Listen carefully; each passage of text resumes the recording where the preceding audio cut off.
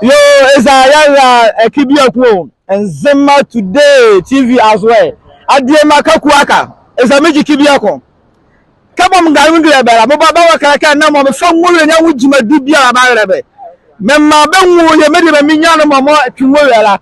Now, Bagwas, I made a miniamo. Yeah, a Kuferania. Chacho, you're made a mamma, but I'm out of Feren. But I come back with a friend, Ujima. Kesibaya, Bamida Manze. But he have here be maybe a Malabi. Mobile by your Falada Ujima. But if Babu Boba will case Bessie Jimane. Now, young Nzema, more the winning, and I had a teller, and a young woman named Adiema. But from me, Adiema Kaku, Aka Ayani. Mafia, Calafra. From Akamanza.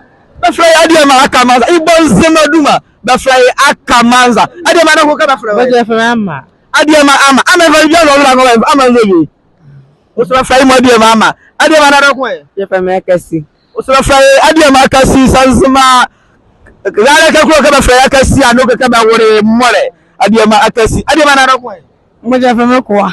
O ba fly Adiema akwa, Adiema akwa. Adiema ka kwa kaya ne ba woke na nwoma ya. Akere atwebanso. Se akere atwebanso mada. Akere atwebanso. Kama yo me va nwoma jimadiri awo interview ya bela. Mo ni tenya ete gwari azara ani eduma ya bitwi ha biche ya maremo na ya ne be abobbo wura da uchi na isa wo egwazi a ade maka ku ni bala ho wo ya ni a na e be lu fara more misa Nzema ma ade ma ni e be lu fara more ade ma na wo ya ne se obegwazi a fara kezi minyamo si ya imabe Fele. se wo ya ni gwazi a kezi minyano se wo ya be gwazi a kezi minyamo si ya fara ni mabe Se mwe bi egwazi a akroba ka ba nzo koroku ne nubu a fela ne ba ho yetu ya ho mama kuna me yara ke mo mo ne egwazi yara so win mo ne egwazi yara mo fela na minyamo ebe mu fela mo koroku na bezoa begwazi minyamo aso egwazi anaka mara mo aso egwazi a ya fela ne begwazi kezi minyamo si to ne ye beto ne ma ba bada ma mo kezi si be ye mamu wi mo ne begwazi kezi be fela be fi afro ne be fi de bebu kekoro mwe bagwazi a bebu kekoro kuni azo na da mala mo ya ba chance ya zo a ya vo ahuma asa ya fo abada ba be sibegu awo dekere chance ni okay na chance chief of base le fe dokere I ma be fe dokere la okay aha 200 dekere be su dekere be wi na adavro mamo mo mi mo vi awia na ekun elka moamwa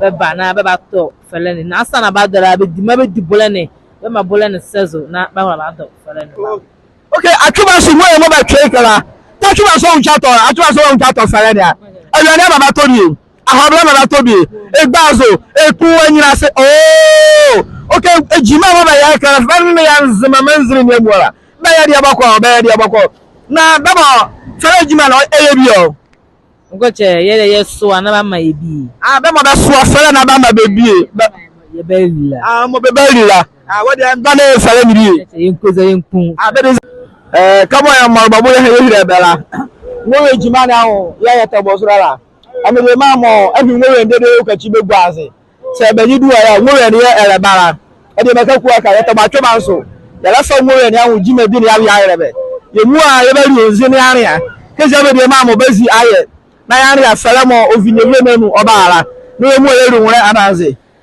wo ejima na ya tabo surala original di mo ya hom ka pa re fere ni ala bala o shebi ala ye ba biche afren na yare ya fere ni ala bala kamo ya hira bala ade ba ku yata ba ko ze balaye wo akeba so wewe ehore jimadi ni azo yata ba wure fere ni ala ba o ma shafe ko do kuma fere wo hwara ba ye gwaze amede ba mo ye ala che fere ni e findela mo jimadi ni akonko ebe de ma mo anye buru papare mo bala twe no ya necessary be ka mo ha ile no fe o sa ka ba debo ake ya eju anye bo mekania sala mekania eju surala mo ti sabe de ba wu ya be wu ka sala ya alache abalache ba ala bari abekoro kuni ala ba sala sala ko de kuni ala ye fe ni mo mu emi o ye de ngura na sala sala ko de kuni e me anje meka ko ka bi je vle dem ne bo papa me ne mo ko so le mu a